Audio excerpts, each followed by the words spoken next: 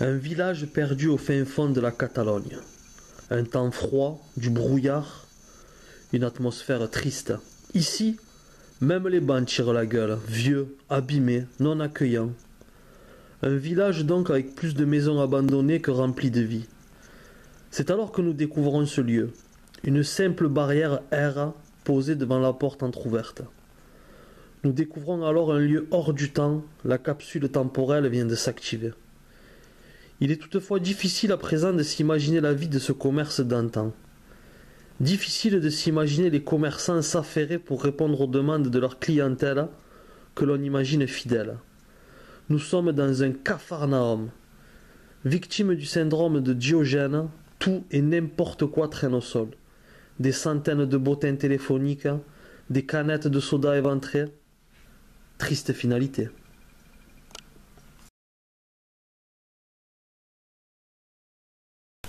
Les amis, bonjour à toutes et bonjour à tous. Si je me mets là, c'est pour vous montrer en un second plan le village dans lequel on a tourné cette vidéo.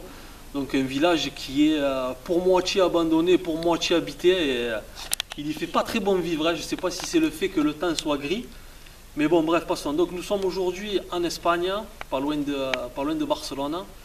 Et nous avons trouvé une maison abandonnée. Et cette maison, rendez-vous bien compte, elle compte donc la maison en elle-même, bien évidemment, mais il y a également un petit salon de coiffure, ainsi qu'une épicerie-mercerie. Donc tout ça a été abandonné. Alors on met ça avec des pincettes. Le mari était une personne soi-disant violente, et donc il violentait régulièrement sa femme et son fils. Sa femme serait décédée en étant poussée dans les escaliers par le mari. Bien sûr, tout ça entre gros guillemets. Donc le fils, quand il a eu l'âge adulte, a quitté la maison. Le père, lui, y est resté. Il a été frappé du syndrome de Diogène. Donc Diogène, c'est quand on conserve tout. Et vous verrez bien dans la maison, quand je vous dis tout, c'est vraiment tout. Ce qui a rendu la visite très difficile, ne serait-ce que pour évoluer dans chaque pièce. Mais donc voilà, donc c'est une mercerie, épicerie, salon de coiffure, maison avec tout qui est encore en place dedans, qui date la plupart des objets datent des années 70-80. Donc c'est pour vous dire depuis quand c'est abandonné. J'espère que cette visite vous plaira. Et ben c'est parti, allons-y.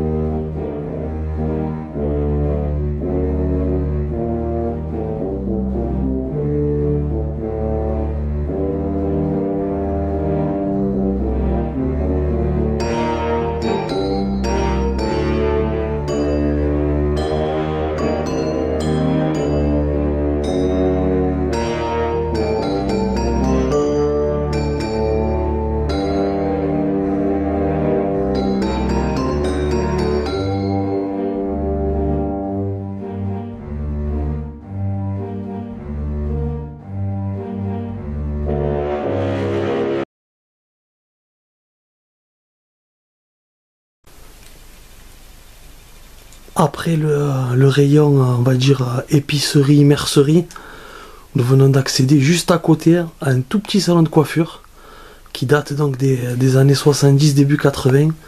Comme vous le voyez à l'instant là, les deux fauteuils en piteux état.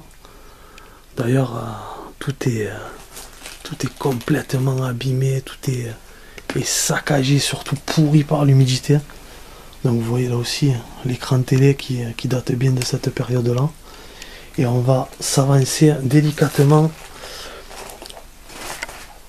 pour vous faire remarquer encore tous les produits. Je vais un peu zoomer. Voilà, il y a la laque là-bas au fond. Alors ça, je sais pas ce qu'il y a là-dedans, mais bon, vu la texture, la couleur que ça a pris, on va éviter de s'approcher. Là aussi d'ailleurs, regardez. Et tout le reste, il y a encore de la laque, un ciseau qui a bien morflé. Le séchoir là que je viens de voir en bas.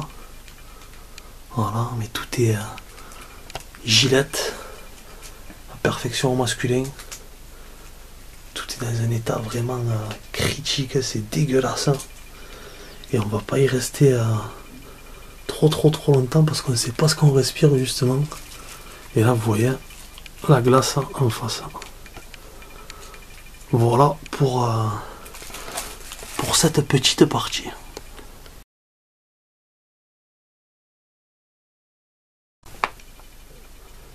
Regardez cette pièce qu'on découvre, ça devrait être magnifique. Hein. Regardez, il y avait la terrasse ici. Et là, la télé, le vélo, à l'ancienne.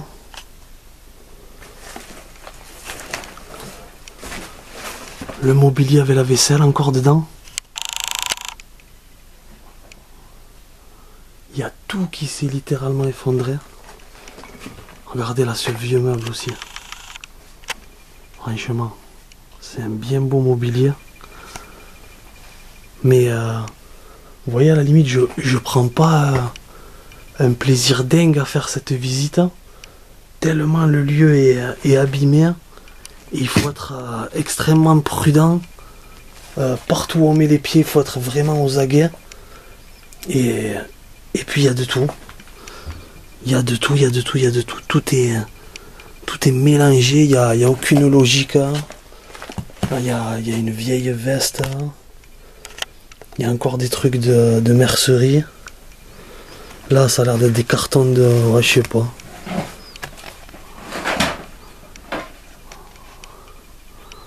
Ouais, c'est une publicité pour une radio apparemment. Située sur Barcelone, car c'est vrai que je vous l'ai pas dit. On est en Espagne. On est en Espagne, premier urbex à l'étranger pour ma part. Vous voyez comme c'était sympa là, la petite terrasse? Avec le petit tonneau là. Et la fenêtre avec vue sur la campagne.